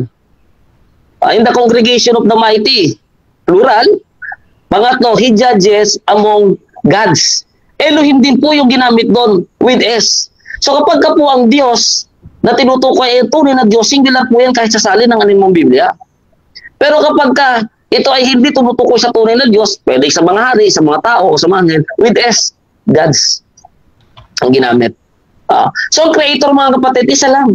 Wala pong co-creator, wala pong ganon. Ito sabi, nilalang ng Panginoong Diyos, Genesis 2 verse 7, ang tao sa alabok ng lupa. Di ba? Isa lang. Nilalang ng Panginoong Diyos. So may Panginoong Diyos. At ang Panginoong Diyos na ito ay hindi po itong Panginoong Jesucristo. Sabi pa dito sa 86 verse 10 ng Psalms, sapagkat ikaw ay dakila at gumagawa ng kagilagilalas na mga bagay. Ikaw na mag-isa ang Diyos. So yung mag-isa po, mga kapatid, hindi po ito pwedeng sabihin na na plural. Baka may masilip dito si Kapatid na Fernan. Sa original, kapatid, yan. Alam ka, Fernan. Ayan. Pero ito, mga kapatid, puntahan natin ngayon doon sa 1 Timoteo 1:17. Sa 1 Timoteo 1:17. Hindi ko alam kung paano ito masisilip ni Fernan. Kasi magaling si Fernan sa Greek eh. Ang ginamit po dyan sa 1 Timoteo 1:17, sa hari walang hanggan, sa iisang Diyos. Ang ginamit dyan, mga kapatid, ay monotheos. No? Monotheos ang ginamit dyan. So, singular God talaga yan. Kaya nga, hindi natin sinasang-ayunan na ang Panginoong Jesucristo ay Diyos bago bago pa magkatawang tao sa kanilang doktrina. Wala pong ganon. Bakit to? Ito pa, isa pong dahilan. Bakit po hindi tayo sumasang-ayon doon sa pre-existence? Dito po sa Lucas, Lucas chapter 1, klarong-klaro po naman dito. Ang sabi dito, verse 30 and 31, at sinabi sa kanya ng anghel, huwag kang matakot Maria sapagkat nakasumpong ka ng biyaya sa Diyos. So may Diyos na binanggit dito, sigurado po tayo hindi ang Panginoon Jesucristo dito. At narito maglilihi ka sa iyong tiyan at manganganak ka ng isang lalaki. At tatawagin mo ang kanyang pangalang Jesus. So makita natin, dito po, yung Jesus, tatawagin pa lang. Hindi pa po umiiral ang Jesus. Kundi kailan lang po siya iiral kapag ka po ay pinanganak na ni Maria. Saka pa lang po magkakaroon ng Jesus. So paano nangyari na nagkaroon na ng Jesus na Diyos bago pa po magkatawag tao o ipanganak ni Maria? So wala pong gano'n, no? Hindi din sinabi dito ng Anghel Gabriel na papasok ang Diyos sa iyo o magkakatawag-tao ang Diyos sa iyo. Wala pong ganun. Kung hindi sabi dito, maglilihi ka sa iyong tiyan at manganganak ka na isang lalaki. So ang ating Panginoon Kristo, umiral lang siya sa bagong tipan. Kaya paano po siyang iiral bilang Diyos sa lumang tipan? At kung umiiral man siya sa lumang tipan bilang Diyos, hindi magiging dalawa po ang Diyos doon. Tandaan natin, yung salitang ikad po, hindi po yung termino ng Trinitarian. Termino po ng mga Hudyo, ng tunay ng mga Israelita, na naniniwala na meron lang isa na persona ang Diyos. Alam ko po na alam di kaper na yan, na ang mga Hudyo, ang mga Israelites ay talagang naniniwala na there is only one person of God. Maraming salamat. Okay, so dyan nagtatapos mga kapatid ang rebuttal ng ating negative Brother Jeff T ng PEM at dako tayo sa ating second cross ng ating affirmative Fernando Camacho ng SDA 7 minutes yung time stamp. Okay. Ang una ko pong tanong, kapatid na Hipte. Okay. Kung hindi mo pagbabatingan ang Greek text ng John 1:1, anong Bible translation ang mapagkatiwalaan na masasabi mong tama? Okay, mas safe kapatid yung hindi paraphrase. Ibig sabihin, kasi pag paraphrase Bible, automatic meron na kasing paliwanag yan o nagsalin. So doon tayo sa mga hindi paraphrase Bible, compare natin, unang-una kailangan meron tayong basis. Pag sinabi kasing Diyos, sa paniniwala ng mga Israelita, there's only one God. No? Yan ay isang persona lang. So kapag nakaugat tayo doon at hindi Trinitarian ng ating ugat ng pag-unawa, automatic iba po ang resulta ng John 1:1. Next question. Okay, thank you. Next question po ay punta muna ako sa sinasabi mong paraphrase. No? Itong pinakikita ko sa inyo ay paraphrase yan. No? Magandang balita, Biblia. At ang nakalagay diyan, ang salita ay Diyos. Yan po ba ay tama o mali? Okay, yes, tama po yan. Tama. Okay, ang ating po pinag-usapan, ano ba yung interpretation? Ano yung pagkaunawa? Bakit sinasabi ng salita ay Diyos? Ito ba tumutukoy sa isang persona ng Diyos? O ito tumutukoy sa karakteristik ng Diyos? Ako po'y tumatayo dyan kapatid na ang salita kasi ay ito po ay nagpapahayag mismo ng katangian nung nagsalita. So, kaya tinawag dyan ng Diyos ay salita o ang salita ay Diyos, okay. Pinapahayag po dyan yung kapangyarihan ng Diyos. Kasi tama po ito So, tinatanggap mo na yung salita ay kasama. Yung salita, kasama ng Ama. Kasi yung Diyos dyan, yung Ama Tinatanggap mo ba yun na yung salita ay kasama ng Ama? Yes or no? Hindi ko po tinatanggap yung salitang kasama. No? Kasi ang tanong nyo lang po kanina, yung dun sa salita ay Diyos. Ngayon, pagdating doon sa kasama, hindi ko po tinatanggap. Hindi ko po sinasabi na yung kabuuan ng pagkakasalin dyan ay tama. Kaya nga, kailangan pa rin natin compare kasi sa ibang salin, dito sa ating karaniwang ginagamit na Tagalog ay sumasa ang ginamit, sumasa Diyos, hindi kasama. So, based sa one God, ay mas tama yung sumasa Diyos. Next question. Tama ba yung salitang kasama ng Diyos at sumas sa Diyos ay parehong galing sa prostonteon? Yes or no? Yes, pareho pong galing sa prostonteon. Ngayon, ang atin po dito pinag-usapan, paano natin iniinterpreta? Ano yung basis natin na interpretasyon doon sa salita? Hindi ko po kinokontra yung salita na ginamit doon sa original. Ang atin po yung interpretation. Paano natin in-interpret ito? Based sa one God believer at sa mga Trinitarian believer. So bilang one God believer, kapatid, automatic po sa atin may interpretation po yan. Hindi nangahulugan na dahil yan ay ginamit, ayun na ang kahulugan yan. Okay. Kung mali, no? Kung mali yung pong yaang kasama ng Diyos doon sa prostonteon. Okay? Ano ang ibang kahulugan ng prostonteon na nangangahulugang hindi siya kasama ng Diyos? Ano pwede mo ipanghalilir yan? Ayun, yung binasa nga natin dito na sumasa Diyos. Ibig sabihin, pagka sumasa Diyos, ibig sabihin ang salita ay nasa Diyos. At tama, dahil ang Diyos ay nagsalita sa creation. Sinalita niya at nagkagayon. Yun po ang kasagutan ko. Kaya mas tama na gamitin yung sumasa Diyos. Next question po. So paano mo nasabing tama yung sumasa Diyos at mali yung kasama ng Diyos? Ano pinagbasihan mo?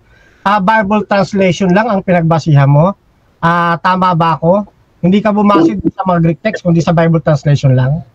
Hindi po. Ang pinagbasihan ko po mismo yung biblical doctrine, lalo na yung konsepto ng paniniwala sa Diyos. Doon po ako nakabatay. Sa Biblia kasi, lalo na sa Old Testament, ang konsepto ng pagkilala sa Diyos isa lang, isang persona lang. Kaya kapag kaisa lang ang persona ng konsepto ng pagkakilala mo sa Diyos, ang John 1:1 ay maunawa po natin na mas tama yung salitang suma sa Diyos. Dahil hindi nga po kami naniniwala bilang mga one God believer na ang Panginoon Kristo ay another person of Diyos. Next question po. So sa makatwid, mali si Kate Hainga sa pag-aaral niya ng biblical text na ipinakilala ng Ampros ay nangangahulugan ng sa harap, kasama ng o kabilang sa. Mali si Kate Hainga rito? Yes or no? Okay, at 10 seconds po. Wala akong idea sa kanya. Ano po? Hindi ko po kasi siya kilala. So wala akong idea kung ano yung kanyang mga natuklasan na yan. Ang akin po, nakabase po kasi ako bilang one God sa paniniwala ng Israel. Next question po. Next question po. Okay. Dito sa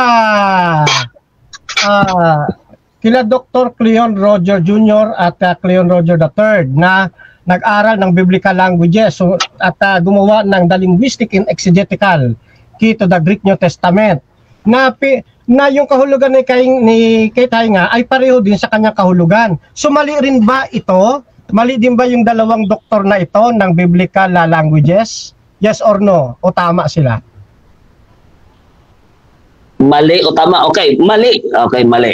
Sa mali tayo. Bakit po mali? Una, ang konsepto po kasi ng Diyos sa Biblia ay isang persona lamang. So automatic po yun kaya Fernan. Once na ang pagkaunawa mo kahit pa sa New Testament yan, na Greek ay magkakaroon ng another person of Diyos, ibig sabihin nagka-problema doon mismo sa pag-unawa. Tandaan natin, ang Greek na ang mga Grego ay may kanila po silang konsepto ng kanilang pananampalataya. Next question. Sa inyo bang pananampalataya, meron ba kayong Bible theologian o Bible na nag-aral ng biblical languages? Meron po ba? Kung meron, sino po? Wala kapatid, wala po tayong Bible theologians o nag-aral ng biblical sinasabi mo. Ngayon, ang ating po pinagbabatayan mismo, kapatid, ay kagaya ng sinakayunan mo kanina, na ang mga Israelita talaga, kahit wala yung mga New Testament o Christian na Bible theologian, ay naniniwala po ako, no, na sila ay naniniwala din bilang mga Israelita na may isang Diyos lamang. Okay. Hindi dalawa at hindi tatlo. Okay. So dito sa sumulat nito, ito ay isang neutral author, si Robert Youngs, na gumawa ng Young's Analytical Concordance of the Bible. 7 minutes. Okay, salamat. Okay. So, dyan nagtatapos mga kapatid ang ating second stage ng debate. Dako tayo mga kapatid sa ating final conclusion. Pero bago yan, shoutout muna sa lahat ng nasa live. Kay Ladel Glory, salita ng Diyos, sabi niya, the bread of our soul, iba ang dabar sa verbo. Shoutout din kay Kaibigan Ben, sabi niya, yan ang bias, paniwalaan lang ang talata ayon sa inyong paniniwala. Gulo-gulo talaga ang utak mo niyan. Shoutout din kay Jason Garbola, parang bata yung tanong ni Boy Bigote. Shoutout din kay Reggie De La Cruz, tanungin mo Camacho kung ano ang Kristo niya, Diyos o tao, dahil ang Kristo ng Hudyo ay hinihintay nila ay Diyos. kaya hindi matanggap ng mga Hudyo na si Jesus ang Kristo dahil para sa kanila, si Jesus ay tao lamang na may laman at dugo. Shoutout din kay Al Ascura, Genesis 2:26, lalangin natin sino ang kanatin ng Diyos na manlalalang. Shoutout din mga kapatid, dito kay Domenador Valdez, sabi ni Jesus sa kanila, tunay nga sinasabi ko sa inyo, bago ipinanganak si Abraham, ay ako nga. John 8:54, bakit po umiiral si Jesus bago pa si Abraham? Shoutout din mga kapatid, dito kay John Christian Pipito, yung nagkatawang tao, nasa Nicene Creed po yan, galing sa kaisipang pagano. Shoutout din kay John Uleva, walang tatlong Diyos, ang iisang Diyos. Dito din kay Jonathan Orieta, Bro Camacho, sana maunawaan mo ang isang Diyos, hindi tatlong Kristiyano yang mga pagano. Okay mga kapatid, dito din tayo sa ating nandyan si Brother Reggie, Jason, at si The Bread of Our Soul. So, dako tayo sa final conclusion. Mauna dito si Brother Jeff T. o Pastor Jeff T. sa kanyang being a negative mga kapatid na Diyos ang original na kalagayan ng Panginoong Jesus bago pa magkatawang tao bilang negatibo. Your time start now, bro. 5 minutes. Ayun, okay. So maraming salamat kay Fernan, maraming salamat sa iyong maginoong talakayan. Okay. So ito mga kapatid, for the conclusion, bakit mo ba talaga hindi tayo naniniwala na si Jesus Christ ay umiiral na bilang Diyos? At sa ngayon, sa mga katanungan ni kay Fernan patungkol sa mga scholar, theologian, naniniwala po kasi ako, kung meron man, open naman ako para dyan at patuloy po ako nagsisiyasat para sa mga scholar at theologian kay Fernan.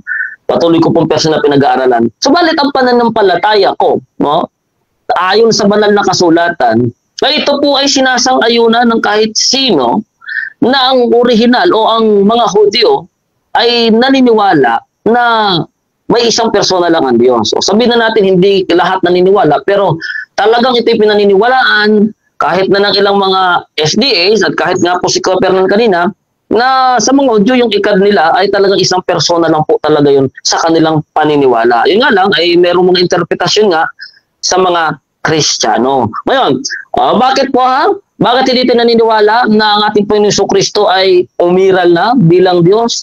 Una-una, wala po kasing dalawang persona ng Diyos. Pag sinabi pong Diyos, isa lang. There is a creation, there is only one God, a creator. Sabi po dito sa Nehemiah 9:6, ikaw ang Panginoon, ikaw lamang, ikaw ang lumikha ng langit ng mga langit, pati ng lahat na natatanaw roon, ng lupa at ng lahat ng bagay na nangaroon. So maliwanag po dito, ikaw ang Panginoon, ang Panginoon pong tinutukoy dito ay ang Ama, ikaw lamang.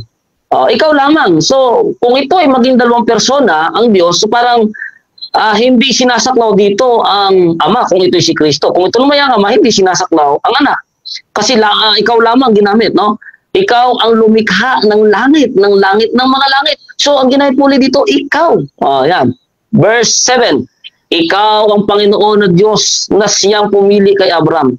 Ito po isa na pinaka-reason. Sabihin na natin na pinaka mabigat na reason na ating pinapahayag. There is only one God at ang Diyos na yan ay ang Diyos po ni Abraham. Tingnan natin mga kapatid. Punta tayo sa Gawa 3:13. Ang sabi dito, ng Gawa 3:13, ang Diyos ni Abraham at ni Isaac at ni Jacob, ang Diyos ng ating mga magulang, ay naluwalhati ang kanyang lingkod na si Jesus. O ba't po natin ginamit ito? Doon nga po sa una natin ginamit na talata, dito sa Nehemiah 9 verse 6 and 7, ito pong Diyos na creator na lumikha ng langit ng panlupa, ito po ay ang Panginoong Diyos na pumili kay Abraham. Ibig sabihin, ito yung Diyos doon sa 17 verse 1 ng Genesis. Ito yung Diyos na nakipag-usap kay Abraham, tumawag kay Abraham para maging kanyang lingkod at pinangakuan na magkakaroon ng bansa mula sa kanyang lahi. Nang Diyos na ito ay siyang creator. Nagsabi sa 2 Kings 19 verse 15, O Lord, the God of Israel, seated on your throne above the winged creatures, you alone are God. You alone our God. Okay? So wala nang ibang Diyos mga kapatid, ha? Isa lang ang Diyos. You created the earth and the sky. You created the earth and the sky. So wala po dito kahit konting himig ng tinatawag na co-creatorship, ano? Wala po. Ganun din sa 45 verse 18 ng Isaias, ang sabi dito, sapagkat ganito ang sabi ng Panginoon na lumikha ng langit na siyang Diyos, na nag-anyo sa lupa at gumawa niyaon, na kanyang itinatag at hindi niya nilikha na sira, na kanyang inanyuan upang tahanan. Ako ang Panginoon at wala ng iba. So wala na pong iba na Panginoong Diyos na Creator. Salamat.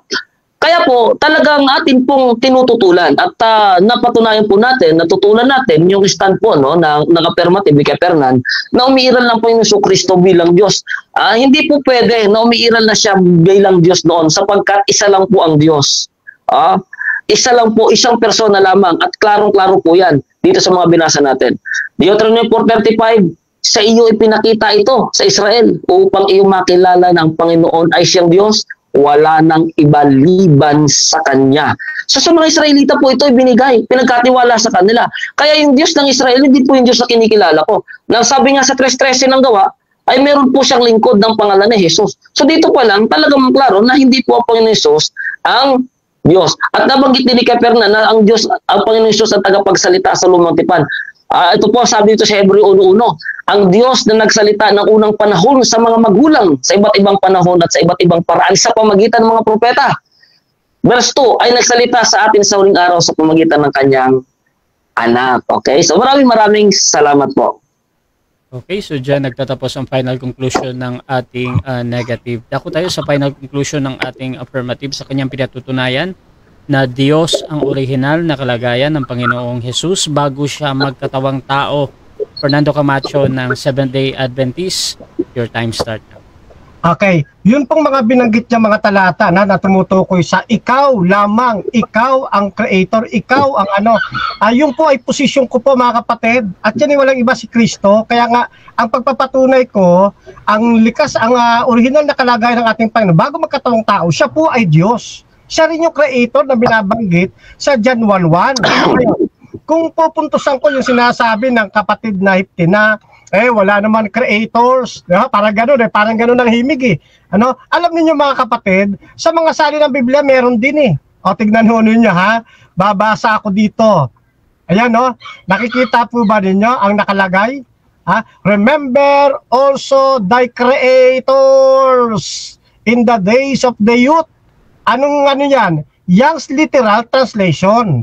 Pero bakit hindi ko ginagamit yung Young's Literal Translation na sa talatang ito ng Ecclesiastes 12:1? Kasi ito ay masyado niyang niliteral. Kasi sa Greek, sa Hebrew text niyan, yan po ay Elohim. No, plural form po yan. Kaya ang literal translation niya, creators, mga manlalalang. Yung, kaya sabi ko sa inyo, ang pag-uunawa ng Biblia ay kailangan titignan mo yung context, no? Yan, yung context ng sinasabi, yung kanyang deliberation. Kaya kahit na yan ay Elohim, yung mga nagsasalin ng word for word kagaya ng King James Version, hindi lahat ng talata sa King James Version word for word po yan. Isinasalin din po nila yan kung minsan may mga bahagi dyan na paraphrasing. Kagaya ng Ecclesiastes 12:1, mapapasin nyo hindi na creators nandyan, kundi creator na lang. Paraphrasing po yon. Kasi kung literal translation mo, matatalo si kapatid na Hipti, meron palang mababasa creators Ano po? Yan. Then, ano pa ibig nating sabihin?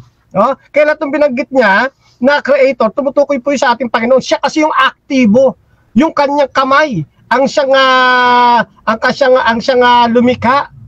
Tignan nito, babasa muna ako dito sa, hihimayin ko lang ito ng konti sa 64, sa slide 64 ko tignan ho ninyo. Ito na lang muna kasi na ito dito na ito Ayan. So dito muna ako yung kasama, yung kasama, tama pong sali niyan Ang dami ko pinagkunan ng mga Bible scholar, tama yan. Pero ni isa, doon sa sinasabi niya na mali ito, walang scholar o Bible scholar na nagsasabing mali yung terminong kasama ng Diyos. Wala. So ibig sabihin cherry picking. Yun pong kapatid at self-interpretation lang niya. Kasi nga hindi niya pinapalagan talaga yung Greek text. Dapat aaralin ang Greek text. Ito pa 60 ayan that the word was God and yet was distinct from the Father. Sino nagsabi nito? Si Daniel Wallace. Sino ba si Daniel Wallace?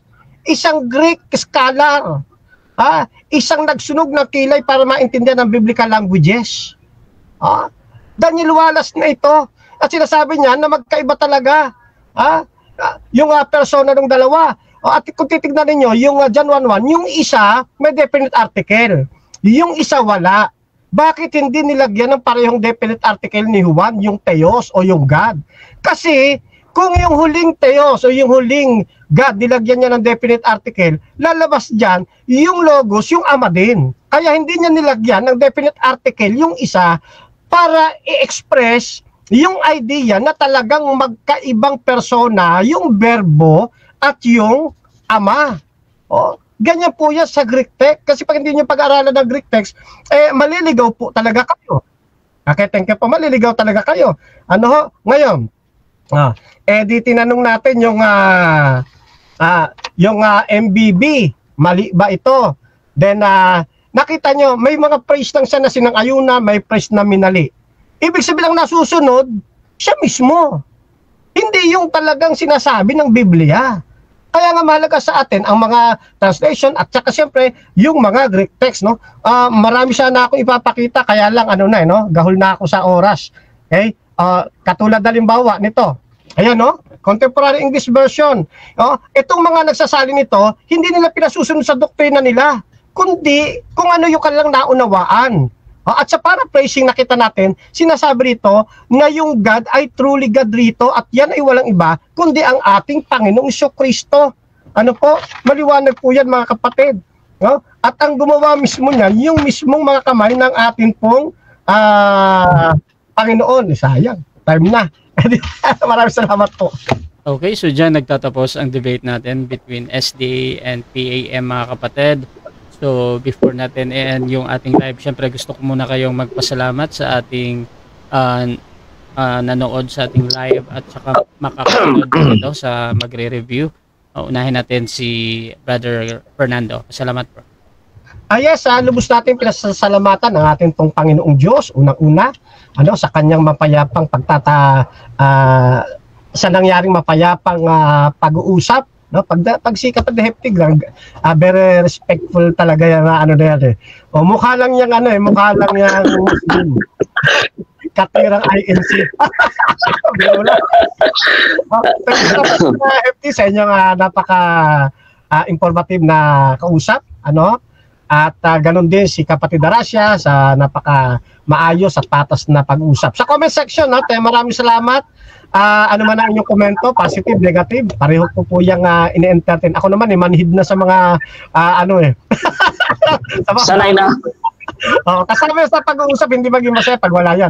At ngayon mga kapatid, ay lubos ko pong pinasalamatan kayong lahat at mapayapang iniiwan ko kayo sa mapagmahal na palad ng ating pong Panginoong Diyos.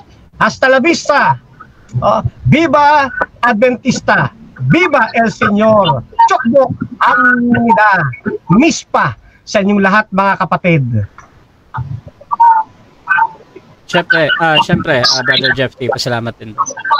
Ayan, so muli, magandang gabi sa inyo lahat, no? At unang-una, salamat sa nag-iisang tunay na Diyos, ang Ama ng ating Panginoong Jesucristo, na tayo ay binigyan muli ng pagkakataon na naka-friendly debate natin si Kuya Fernan. Siyempre, talagang hinahangaan po natin yan simula nang makita natin siya sa larangan ng debate dahil nga po sa kanyang pagiging respetado at magalang na kausap. At siyempre, kay Brother Rasha, salamat din sa iyong pagkakataon muli na pinaunlak, pinagkaloob na dito kami magkaroon ng friendly dialogue. So sa lahat po ng mga nasa comment section, kagaya nga ni Kuya Fernan, pag debatidor ka, kailangan manhid ka. Kailangan manhid ka na dyan. Sanay na tayo sa mga ganyan. So, tuloy nyo lang kung ano yung mga comment nyo. Pwede nyo naman hamunin si Kuya Fernan dyan, or pwede nyo din naman ako hamunin. Nandiyan naman si Bro Rasha. Basta magkasundo lang sa petsa at sa tema At nawa mga kapatid, dahil meron po kayong natutunan ng mga impormasyon sa gabing ito, at kayo po bahala magbalabalanse ng mga reasoning kung bakit ganito yung ating mga paniniwala at bakit ganoon din sa kabila. Payo ko, ulit-ulitin niyo po itong panoorin. Sigurado po meron po kayong mapupulot dito ng mga informasyon, both side, kay Kuya Fernan, sa akin. Ulit-ulit niyo po itong panoorin mga kapatid. So, shout out pala sa lahat ng mga nakinig po, no, at nanood sa Church of God Revival of All Nation, mula sa Antipolo hanggang Samar. Ayan, sa lahat po ng nasa Samar, Church of God Revival of All Nations. God bless po sa inyong lahat dyan. At siyempre, sa lahat na po ng mga kapatid ko, kapamilyang mga Seventh-day Adventist, mahal na mahal ko po kayo. Wala po akong masabi pagdating sa mga Seventh-day Adventist, dyan din po tayo galing. So God bless po sa inyo. Aral lang po ito, aralan lang ito. Wala po itong personalan kay Fernan.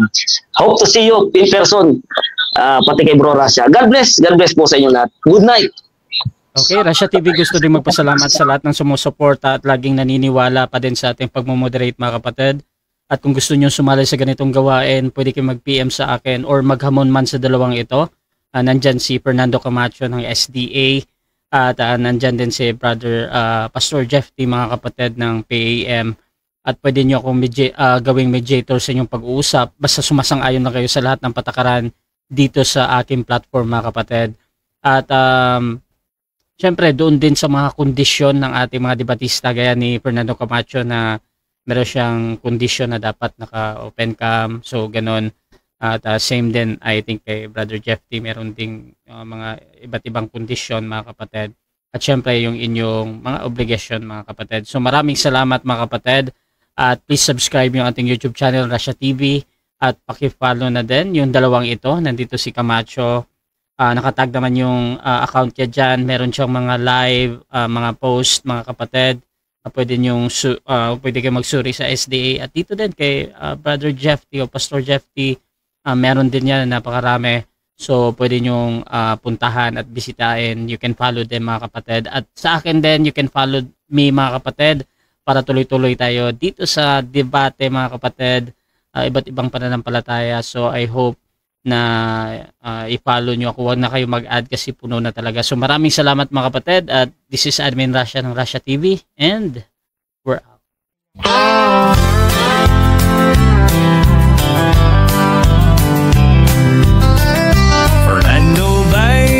Camacho Jr., a name we hold dear, serving God faithfully year after year, a beacon of hope shining ever so bright, guiding us forward with all of His might. We stand by His side, a united stand, fighting for truth across the land. With God as our strength, our spirits will soar. Truth and justice prevail forevermore.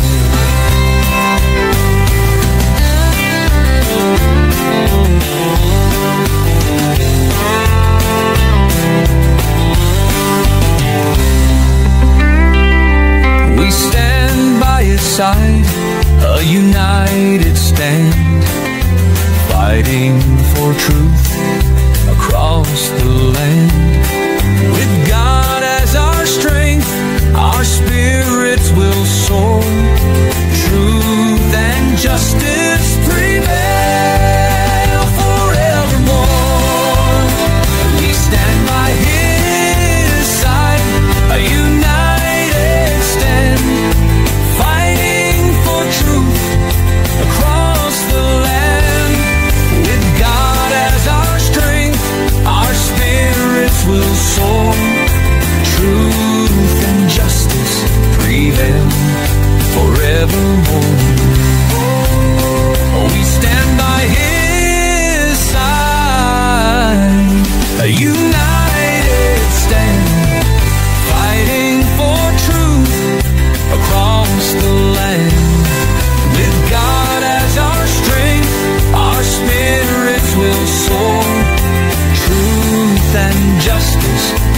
prevail forevermore.